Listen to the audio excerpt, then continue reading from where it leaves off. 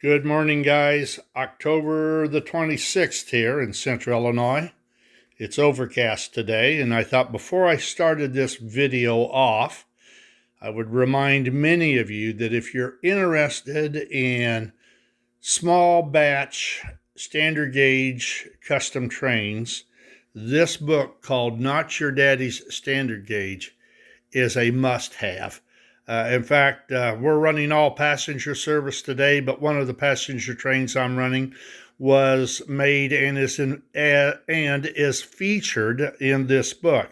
His name was John Daniels, and he made a number of things in standard gauge to fill a market, to fill a niche that guys were interested in. So if you don't have this book, I would recommend it. The only thing wrong with it is it'll break your arm carrying it around. It's huge. It's a little over $100, or it was. It might be more than that now. I'm not sure. But if you like kit bashing, if you like custom done standard gauge, this is the book to have. All right, I'm going to set this down on the floor, and you can listen to me grunt and groan, and then we'll get to the passenger trains, all right? And many of you know that I am not a fan of passenger trains, and yet, not a fan, and yet, there you go. I have them, and I don't know where they came from, and they're over on the other side. And I even got one with a Boucher, so then a baby stage set. I don't like passenger trains, and still I have them. Anyhow, we're going to start off over here. We're going to start off on the elevated. This is a Lionel set I bought a number of years ago from a friend from his estate. He died, and we had been friends for many, many years. In fact, he used to own a clothing store in Mason City, Illinois, and I knew him as a kid. And I knew that he collected pre-war O-gauge and standard gauge trains. And when I got out of the service, I ran into him because I was still shopping at his store in Mason City, and he invited me over to see his trains. And from that day forward, we were fast friends.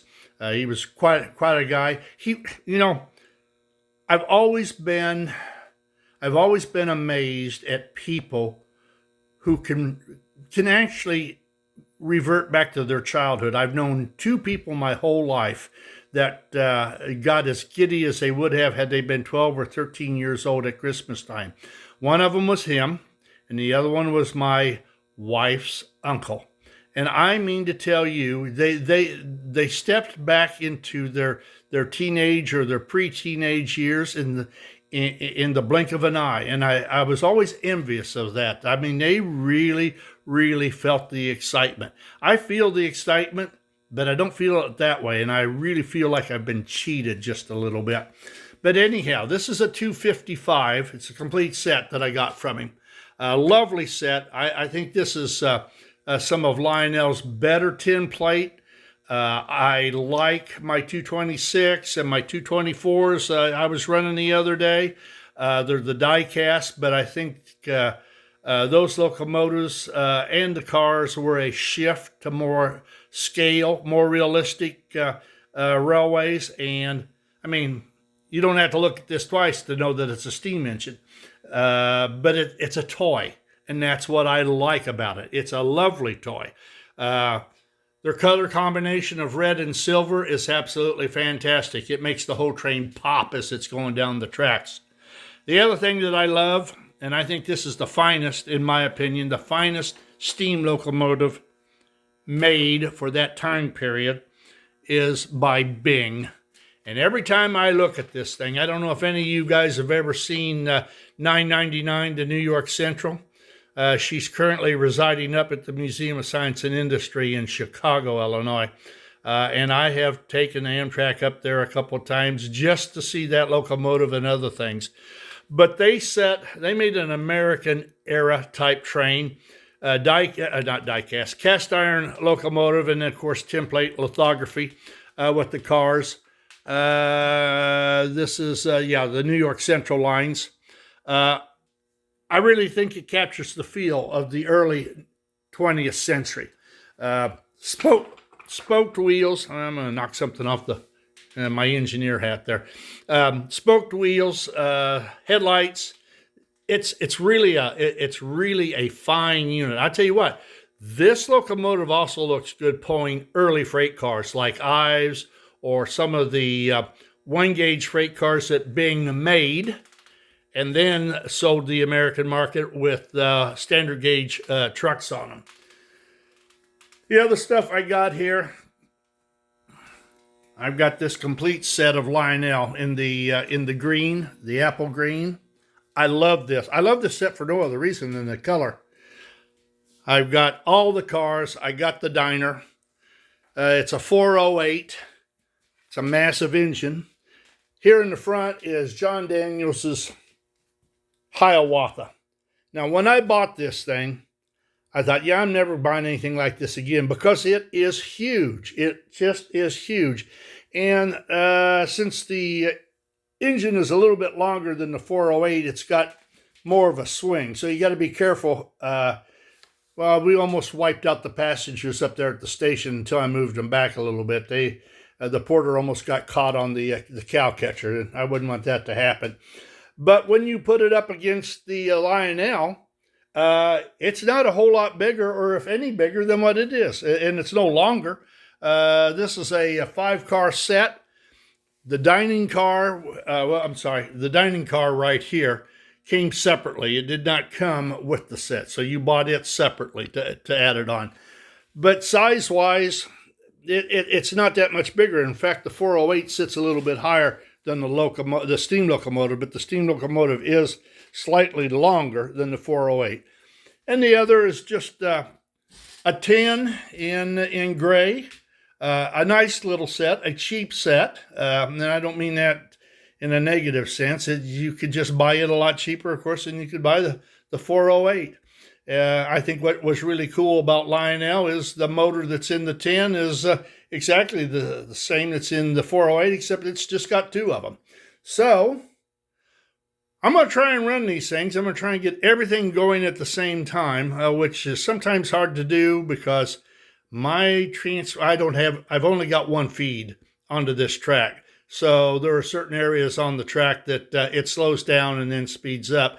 And as you guys know, I am absolutely anal about the stuff taking a header off the top here, off the table. Even if it was absolutely free and given to me in crap, I do not want it to take a header off the table. It wouldn't be a cromulent thing to do. All right, let's see if I can get the elevated started first.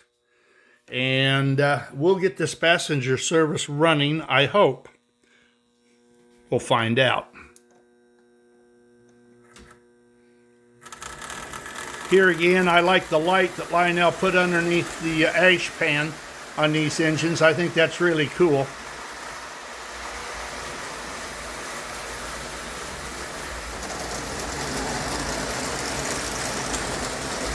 I really think that Bing is outstanding in looks. I really think it captures the era of any of them. I think it's the very best. I really do. But here again, that's my opinion, and my opinion is worth nothing. All right, let's see if that will maintain its speed.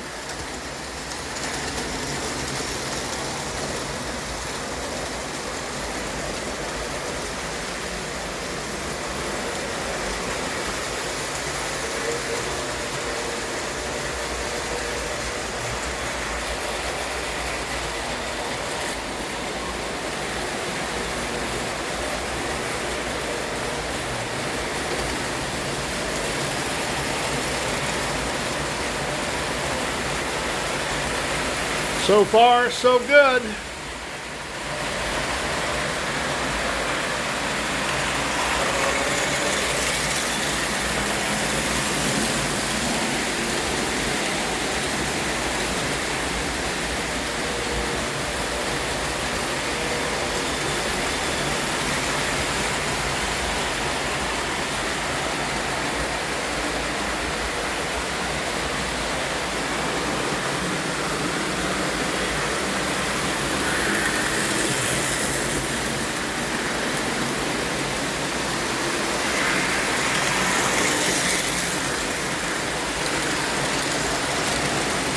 Got a lot of action going on here.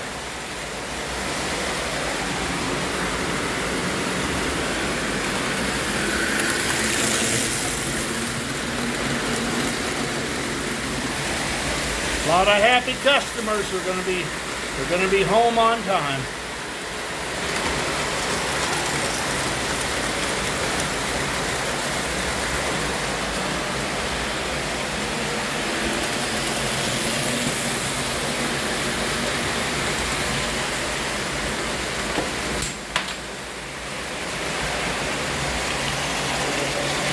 Yeah, something fell on the floor, but it wasn't a train.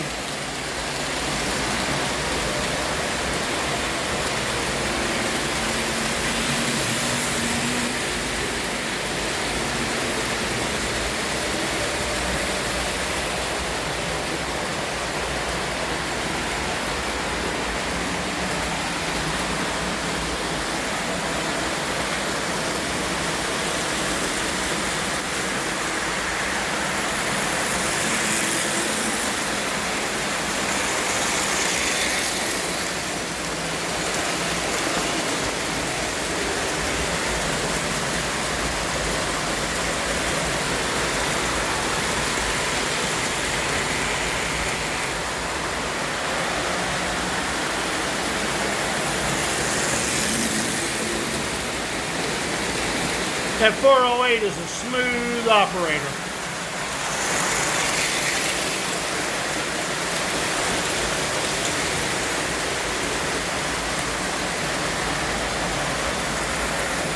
All right, guys.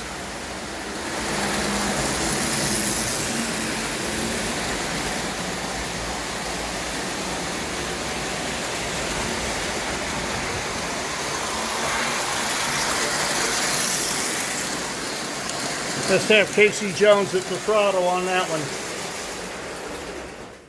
All right. Yeah, you should be up here smelling the ozone with me. It's absolutely fantastic. That's it for Sunday, guys. We got the passengers. Everybody got to their places without getting anybody killed or any derailments. So kudos to the engineers.